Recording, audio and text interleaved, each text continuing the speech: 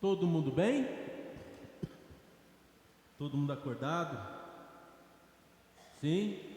Vocês parecem um tanto quanto sonolentos. Minha noite hoje não foi muito boa não, acho que eu dormi umas 2h30. Foi assim, mais longa acordado do que longa dormindo, né? Alguém teve essa experiência hoje?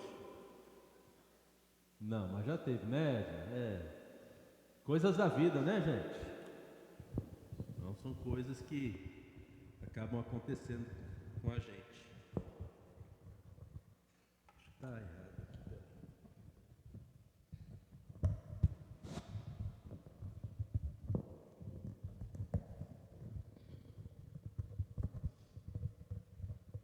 Pensa no passou atrapalhado, gente.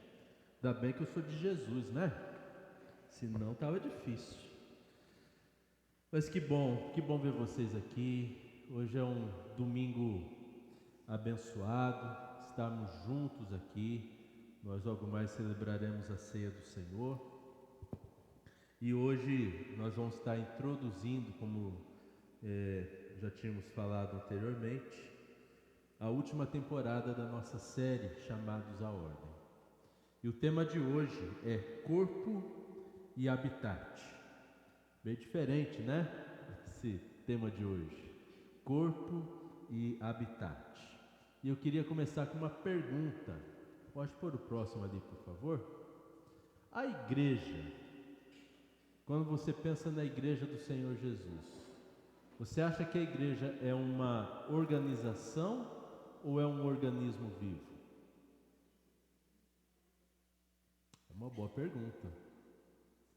A resposta faz toda a diferença sobre o que nós fazemos, como nós pensamos, como nós interagimos, né? E na verdade, meus irmãos, igreja tem muito mais a ver com ser um organismo vivo do que uma organização. Igreja, aos olhos da sociedade que a gente vive, é uma associação sem fins lucrativos.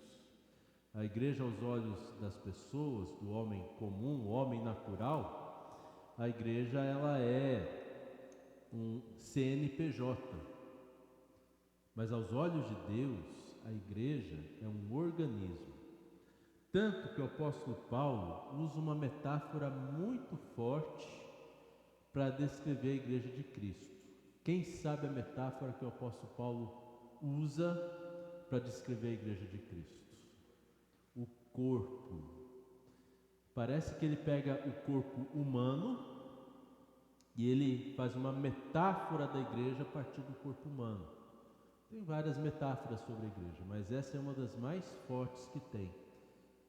O que me faz pensar que se nós conhecermos um pouquinho do corpo humano, nós vamos poder comparativamente aprender um pouco mais sobre a igreja.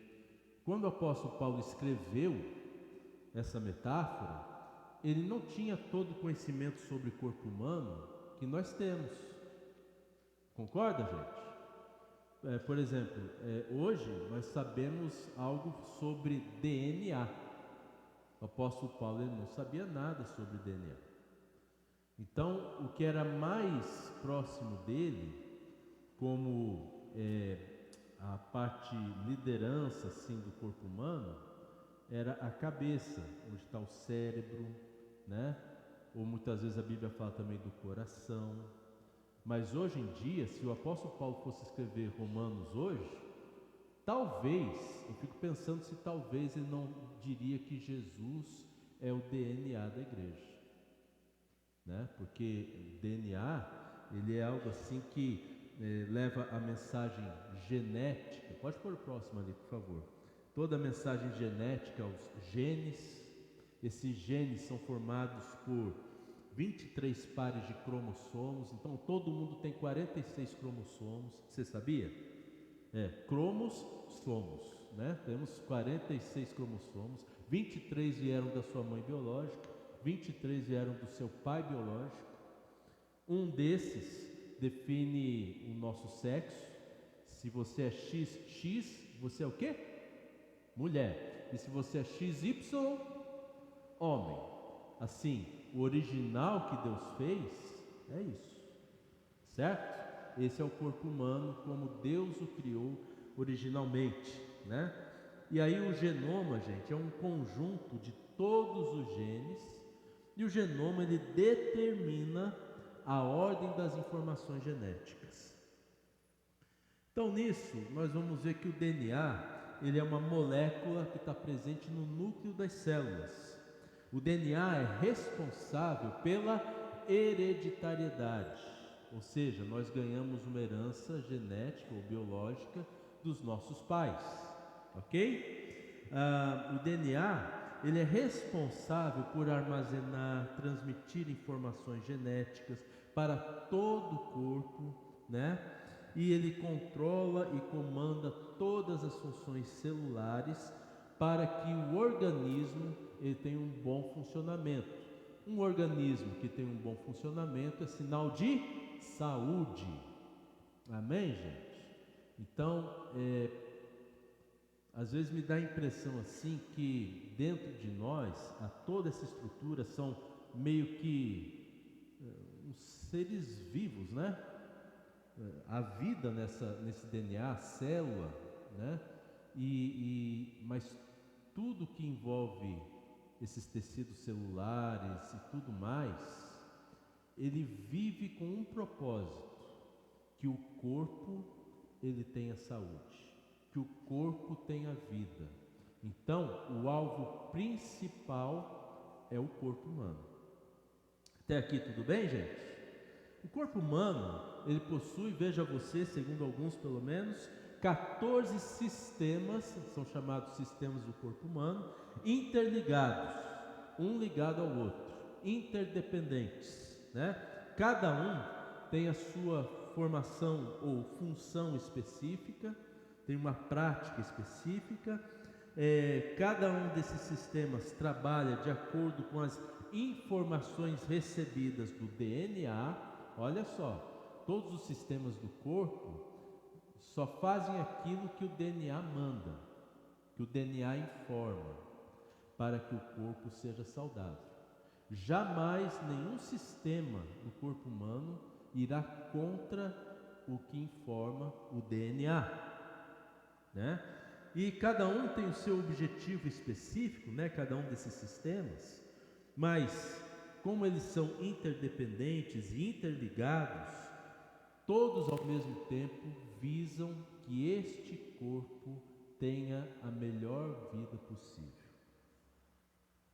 Por exemplo, nós temos o sistema cardiovascular. Não vou falar de cada um dos 14, né, gente? Aí você pode ter uma aula de biologia, põe lá no YouTube, você consegue. É fascinante, né?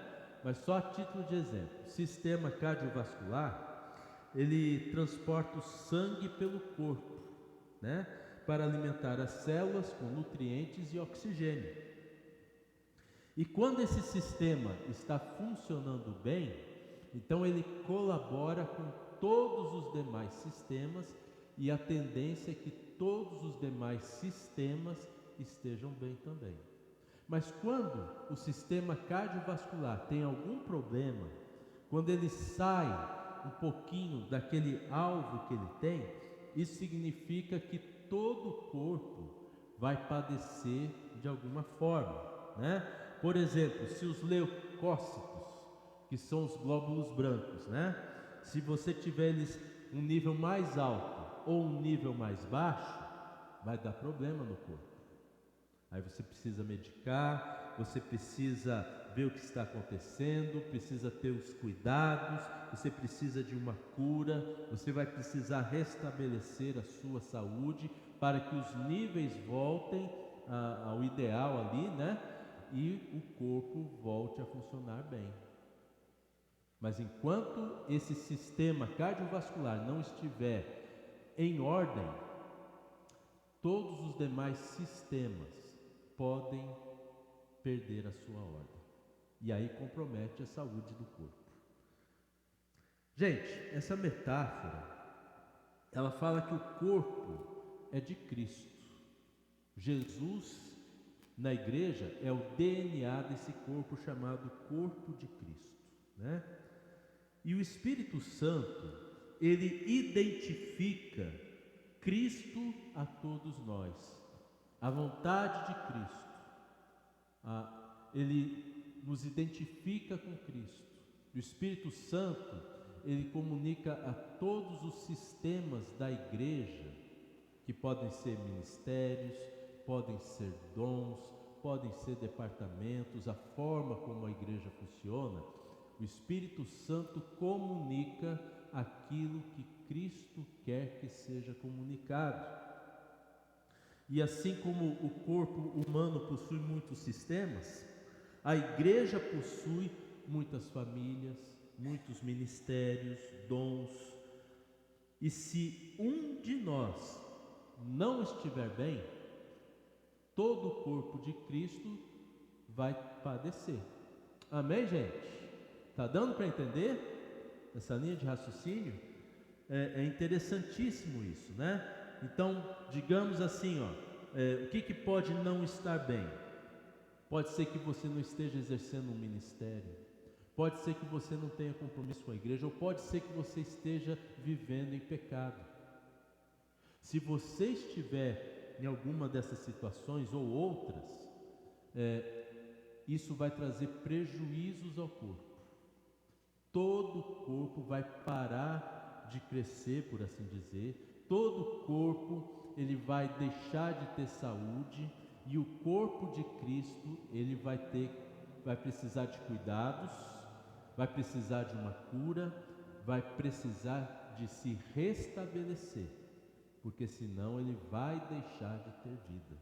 É interessante isso. Então, na igreja local, isso é verdade. Volta e meia sai algumas notícias que a gente vê que algum irmão, às vezes até um líder de alguma igreja, né, foi pego em pecado, e aí deu todo um bafafá, deu toda uma situação difícil.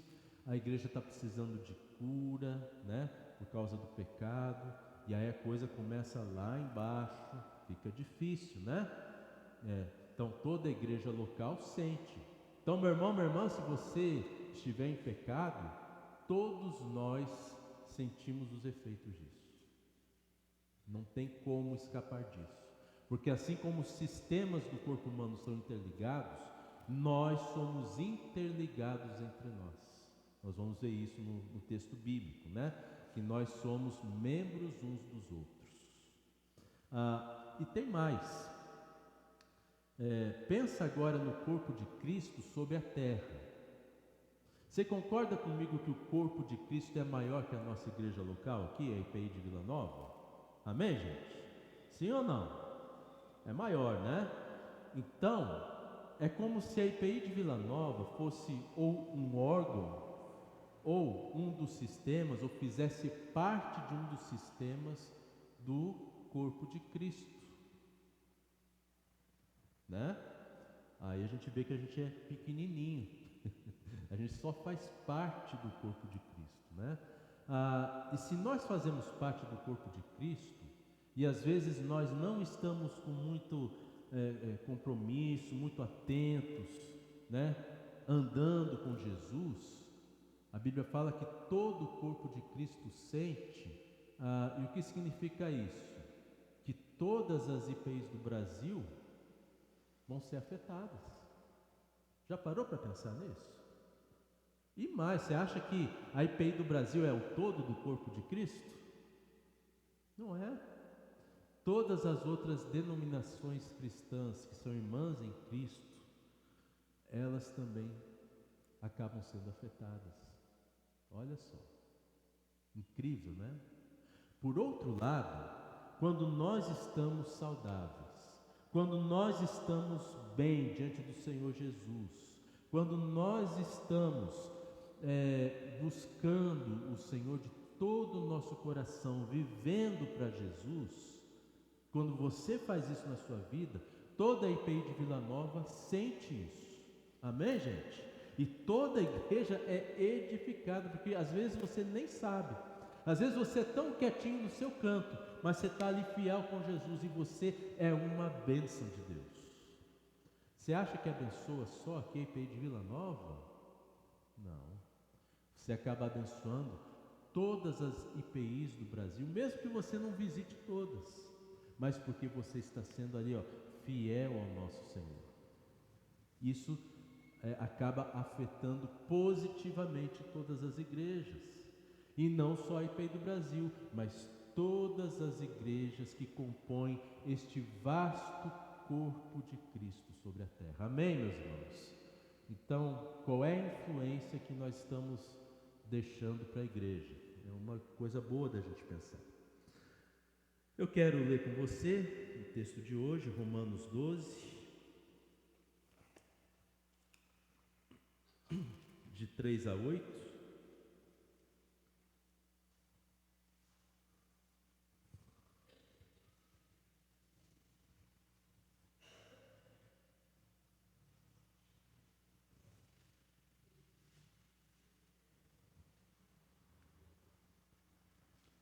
Romanos 12, de 3 a 8.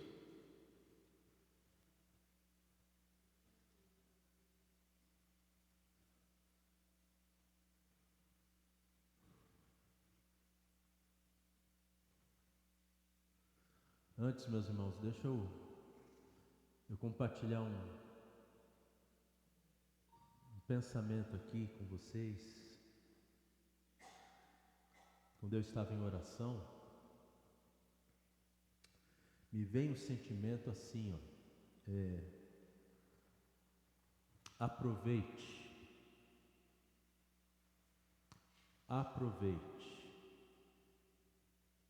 desfrute da igreja, seja o mais ativo que você puder na igreja de Jesus nesses dias. Em breve haverão dias que a igreja não será mais como nós a conhecemos hoje. E muitos que hoje não se envolvem se arrependerão porque, poxa, eu devia ter estado mais presente, eu devia servir, e agora nós estamos numa situação que não é mais daquele jeito a igreja. Meus irmãos, a vinda do Senhor está próxima, mas não sem antes passarmos por tribulações. Talvez comece ainda na nossa geração. Então, olha, no nome de Jesus, aproveite, enquanto você ainda pode aproveitar a igreja do Senhor. Enquanto você ainda pode servir ao Senhor, sirva de coração. Haverão dias que isso não será mais possível. Você sentirá muita falta, mas aí serão tempos de dores. Que Deus nos abençoe e nos guarde e tenha misericórdia de nós e nos faça mais que vencedores em Cristo Jesus. Romanos 12, 3.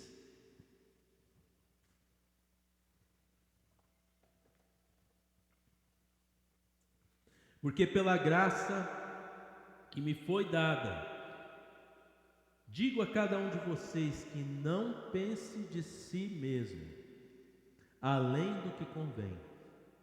Pelo contrário, pense com moderação, segundo a medida da fé que Deus repartiu a cada um. Gente, Paulo aqui está combatendo algo que ele chama no original de hiperpensamento. Já ouviu esse termo? É como está escrito na Bíblia. Hiperpensamento é quando eu penso a meu respeito que eu sou mais do que os meus irmãos. Tem supermercado, né? E agora também tem hipermercado, que parece que é um super maior, né? Hiperpensamento. Eu sei que todos são chamados para servir, mas eu não preciso. Eu sei que todos têm que buscar santificação, mas eu não preciso. Já está tudo certo, Deus sabe das minhas fraquezas e eu não preciso me preocupar com isso. Ou então até assim, eu tenho um chamado, eu tenho um ministério, e quando eu atuo na igreja, ninguém faz melhor que eu. Hiperpensamento. Paulo está dizendo assim, ó, não tenha entre vocês ninguém com hiperpensamento. Não pense que você é melhor que os teus irmãos, né? Não sinta-se mais que os seus irmãos. Devemos ter um pensamento moderado a nosso respeito, o que significa um sentimento mentalmente saudável. Literalmente, pensar com os freios da fé. Frear para não subir demais no meu hiperpensamento. Usar os freios da fé para eu saber que eu sou uma bênção de Deus, mas eu não sou melhor que os meus irmãos. Amém, gente? Porque assim, ó, o que Paulo tem em vista aqui parece que alguns irmãos entre os romanos que tinham mais capacidades humanas que os outros, e eles colocavam essas capacidades como sendo requisitos para você servir a Deus.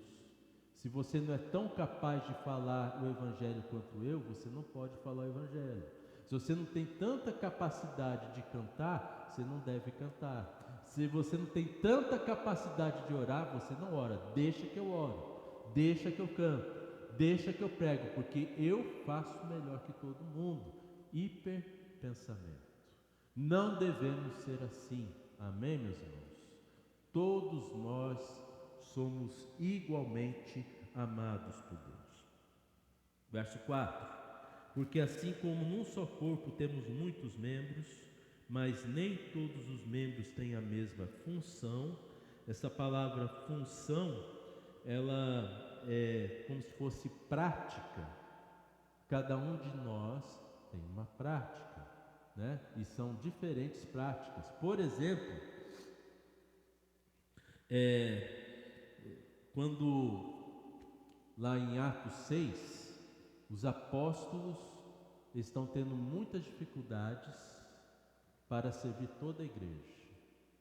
Então eles oram e chegam à conclusão que deveriam eleger 7 homens para ser diáconos, e esses 7 serviriam as mesas, ou seja, dariam as cestas básicas para todos que estavam precisando, ajudaria nessa parte. Mas os apóstolos, eles teriam uma prática de pregar a palavra e uma prática de oração. São práticas diferentes, mas igualmente necessárias. É isso que o apóstolo Paulo fala. Verso 5.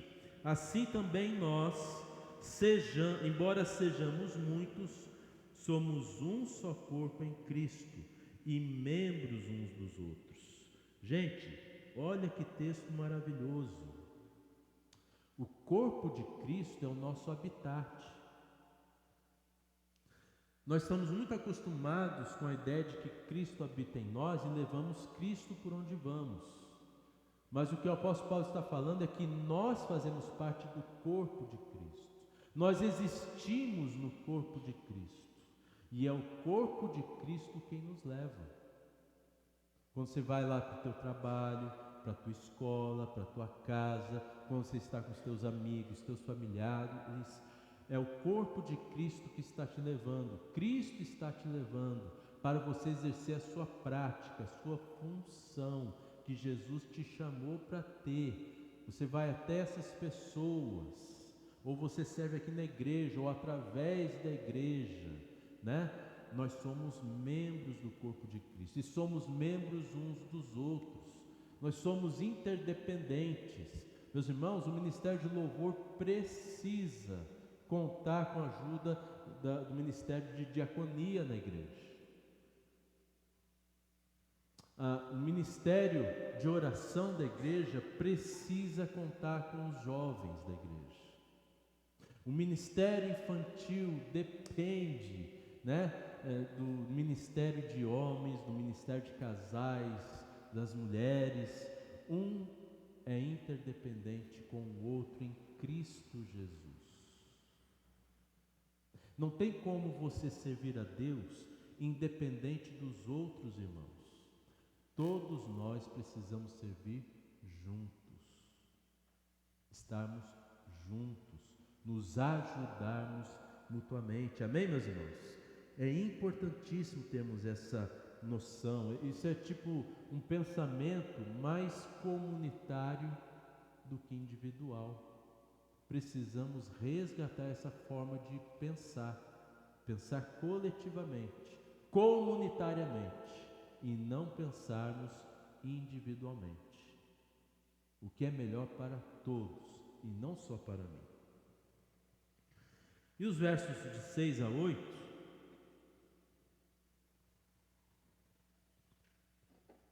nós vemos o seguinte: temos, porém, diferentes dons, segundo a graça que nos foi dada. Se é profecia, seja segundo a proporção da fé. Se é ministério, dediquemo-nos ao ministério. O que ensina, dedique-se ao ensino. O que exorta, faça-o com dedicação. O que contribui, com generosidade. O que preside, com zelo. Quem exerce misericórdia, com alegria. Lenine tem um músico brasileiro, ele tem uma música chamada Do It, né? Então a ideia do It é um pensamento americano, mais ou menos assim: faça, simplesmente faça, não deixe de fazer. Você tem que fazer algo? Faça. Essa é a ideia por trás desse termo Do It. Ele fez uma música assim, né? Então, está cansado, senta. Está na música lá do Lenine, né? Simplesmente faça aquilo que você precisa fazer. Me parece que nos ajuda muito a entender o que o apóstolo Paulo está falando aqui para nós. Parece que tem muito a ver com esse tal do it, né? Faça. Então, quando Paulo fala, se você tem profecia, ou se você é profeta, né? Se você tem o dom, a graça da profecia, profetize. Simples assim.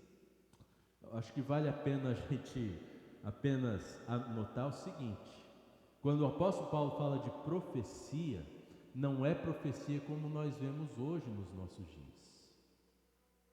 A profecia aqui que o apóstolo Paulo está se referindo, parece que tem mais a ver com uma pregação do Evangelho, como eu estou fazendo aqui hoje, do que você dizer assim diz o Senhor teu Deus. Às vezes a pessoa nem abre a Bíblia, né? Não, parece que tem a ver com a palavra de Deus. Você não pode dar uma profecia que esteja fora daquilo que a palavra de Deus diz. É isso que ele está falando. Mas você tem uma palavra de Deus para alguém ou para as pessoas? Fale, profetize, né? De acordo com a palavra de Deus, mas profetize. É isso que ele está falando, né? Ministério é diaconia. A palavra que é traduzida para nós por ministério, no original é diaconia. Diaconia é ministério. Diaconia é serviço. Então, se você tem diaconia, sirva. Simplesmente sirva, né? Se você tem ensino, o que você tem que fazer? Ensine. Ensine com dedicação. Exortação. Eu não sei o que os irmãos acham que é exortação, mas exortação não é brigar com os irmãos, tá? Às vezes tem alguns assim que acham assim que dom de exortação é aquela licença que Deus dá para a gente ser grosso com o irmão. Não tem nada a ver, viu, gente? Não é isso. Exortação é mais no sentido de encorajamento. Você tem exortação? Encoraje. Dê coragem às pessoas, né? Exorte. Contribuição financeira. Então contribua com singeleza, com simplicidade. Presidir é liderar. Você é líder na igreja? Faça com zelo.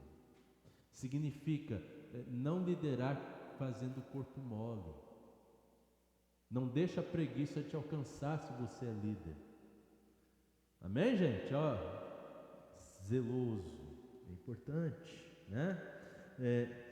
Você exerce misericórdia, faça com alegria, né? Os requisitos para isso, a partir do verso 9, é o amor, e tudo que nós já vimos até aqui é sem hiperpensamento e interdependência uns com os outros em Cristo. Amém, meus irmãos? Para finalizar, pode pôr o outro ali. Nós vamos agora para a ceia do Senhor, né? Nós falamos da grandeza do corpo de Cristo, mas a ceia do Senhor, ela nos fala de uma outra dimensão. Quando nós vamos celebrar o fato de Cristo estar em nós, Jesus, ele falou assim, ó, esse pão é o meu corpo e esse vinho é o meu sangue. Você imagina que deve dar pano para manga esses termos, né? Muita gente pensou assim ao longo da história, que literalmente o pão se transformava no corpo de Cristo, que literalmente o vinho se transformava em sangue, mas nós seguimos mais Calvino nesse ponto, porque Calvino ele entende assim que Jesus está presente nesses elementos de uma forma espiritual. De uma forma espiritual. O que significa o seguinte, ó, eu estou inserido no corpo que é a igreja, mas olha, eu vou comer aquele pão que é o corpo de Cristo, né? Ao mesmo tempo que eu estou no corpo, o corpo está em mim, o sangue de Jesus está em mim, a vida de Jesus está em mim. Isso significa que eu pertenço a Jesus, porque eu faço parte do corpo, eu vivo, eu me mexo, eu me movimento dentro do corpo de Cristo, mas Jesus também está aqui, ó, no meu coração. E é interessante que se o corpo de Cristo tem o DNA de Cristo, ao trazermos Jesus para a nossa vida e celebramos isso por meio da Santa Ceia, Jesus traz a nós o DNA dele para modificar o nosso DNA. E meus irmãos, quando o nosso Senhor voltar, todos aqueles que tiveram em si essa vida do Senhor Jesus ressuscitarão para a glória eterna. Meus irmãos, olha só, assim como mataram nosso Senhor, assim parece que de alguma forma a igreja também morrerá, mas também ressuscitará em Cristo Jesus. E todos nós que estivermos em Cristo ressuscitaremos com novos corpos, ressuscitaremos para a vida eterna. Aleluia, glória a Deus, louvado seja o seu nome. Amém, meus irmãos? Essa é a nossa fé, é nisso que nós acreditamos. Vamos orar? Vamos fechar os nossos olhos, baixar nossa cabeça. Como está a sua vida hoje? A sua atuação no corpo de Cristo, como é que está, meu irmão? Como é que está, minha irmã? Vamos pedir misericórdia ao Senhor para que Ele coloque a nossa vida em ordem, para que a igreja também esteja em ordem, para que a nossa família também esteja em ordem.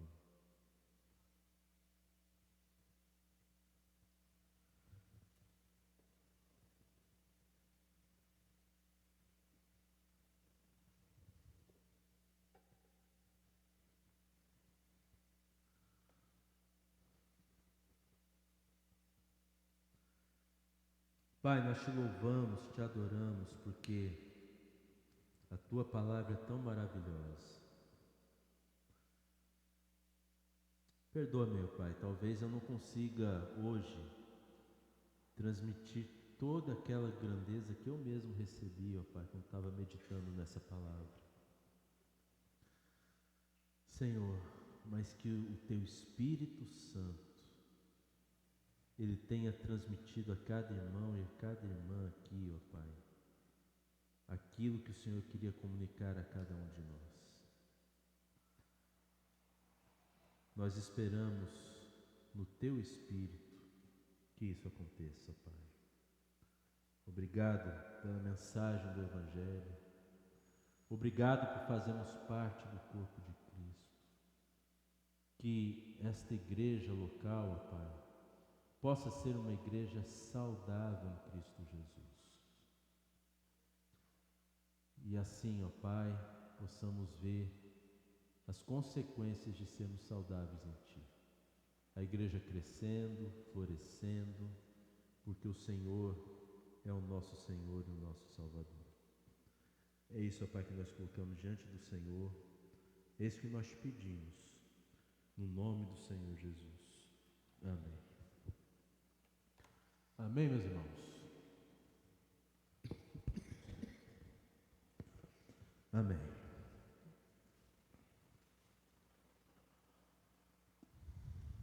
Nós vamos participar da ceia do Senhor, então. Peço para que 3 presbíteros venham nos auxiliar aqui.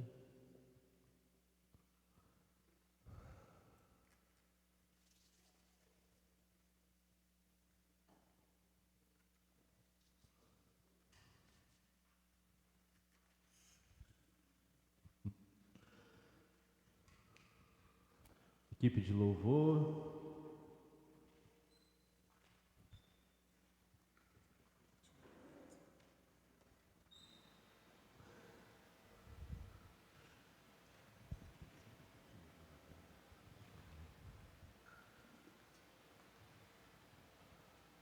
Espera um pouquinho.